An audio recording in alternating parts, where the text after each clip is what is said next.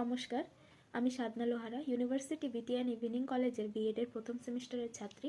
আমার roll number 37। আমার session 2025 থেকে 2027।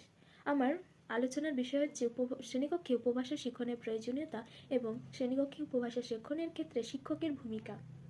আমার এই সুন্দর সুযোগটি করে দেওয়ার জন্য ডক্টর অনিরুদ্ধ বর্মন মহাশয়কে আমি ধন্যবাদ জানাই। এবারে আমরা সূচিপত্র দেখে নেব।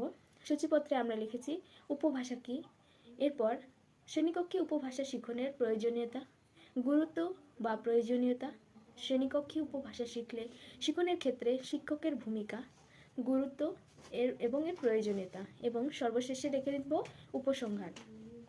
এবারে সর্বপ্রথম আমরা জেনে নেব উপভাষা কাকে বলে।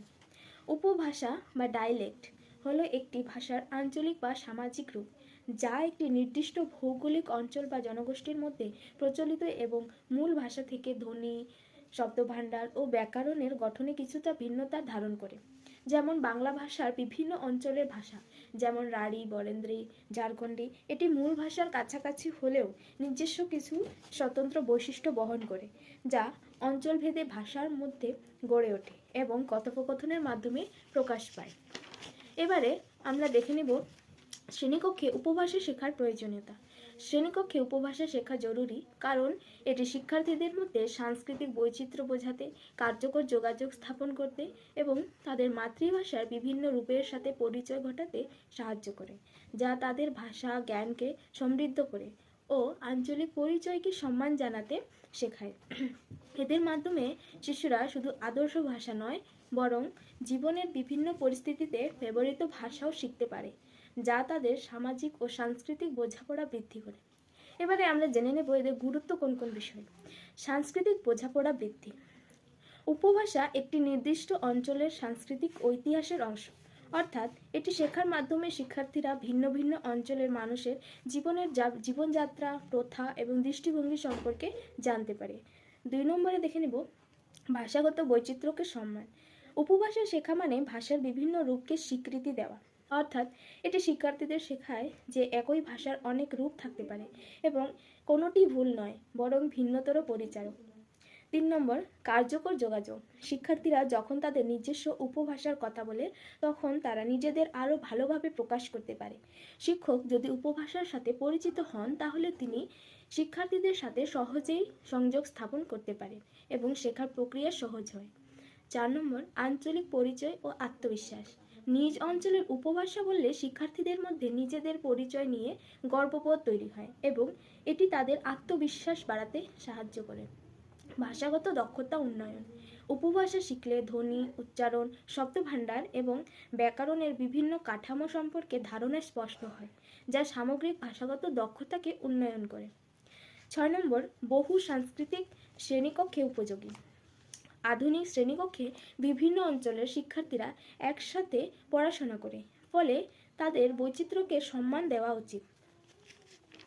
এবারে আমরা জেনে নেব শ্রেণীকক্ষে উপভাষা শিক্ষণের ক্ষেত্রে শিক্ষকের ভূমিকা।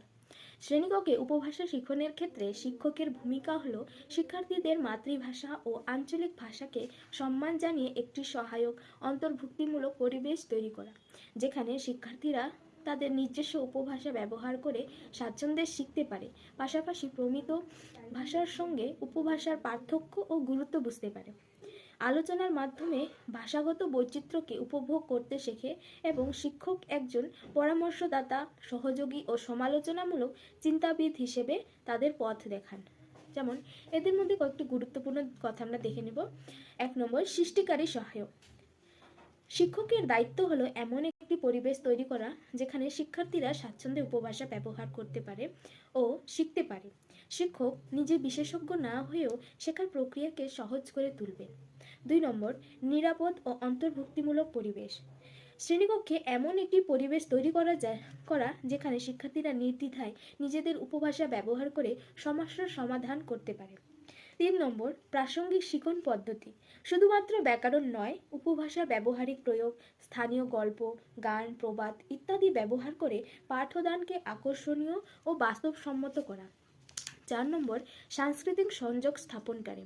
উপভাষার সাথে সংশ্লিষ্ট সাংস্কৃতিক দিকগুলি তুলে ধরা, যা শিক্ষার্থীদের নিজেদের ঐতিহ্য ও পরিচয়ের সাথে ভাষাটিকে যুক্ত করতে সাহায্য করবে। 5 নম্বর বাস্তব প্রয়োগ। শিক্ষক বিভিন্ন অঞ্চলের উপভাষার নমুনা সংগ্রহ করে ক্লাসে উপস্থাপন করবে এবং কোনো অনুষ্ঠানের মাধ্যমে উপভাষার যে ঐতিহ্য সেটি চর্চা করবে। অর্থাৎ নাচ, গান, আবৃত্তি এগুলোর মধ্য দিয়ে উপভাষাকে চর্চা করতে পারেন এবং কোনো শিক্ষক যদি শ্রেণীকক্ষে শিক্ষার্থীর বিষয়টিকে যদি সহজ করে বোঝানোর জন্য উপভাষা প্রয়োগ করেন, সেক্ষেত্রে শিক্ষার্থী বিষয়টি ছাত্রছাত্রীদের কাছে সহজ সরল হয়ে দাঁড়ায়। এবারে আমরা দেখে নেব উপসংহার। শ্রেণীকক্ষে উপভাষা ব্যবহার কেবল ভাষাগত বিষয় নয়, এটি একটি সামাজিক ও মনস্তাত্ত্বিক বিষয়ও বটে। উপভাষা ও প্রমিত ভাষার সমন্বয়ে একটি কার্যকর শিক্ষণ কৌশল, যেখানে শিক্ষক শুধু জ্ঞান দেন না, বরং শিক্ষার্থীদের সাংস্কৃতিক ও ভাষাগত পরিচয়ের প্রতি শ্রদ্ধাশীল হয়ে তাদের সামগ্রিক বিকাশে সহায়তা করেন। এই পদ্ধতিতে শিক্ষক একজন পরামর্শদাতা ও সহযোগীর ভূমিকা পালন করেন, যা শিক্ষণকে আরও সমৃদ্ধ ও আনন্দদায়ক এবং ফলশ্রুত করে তোলে। ধন্যবাদ।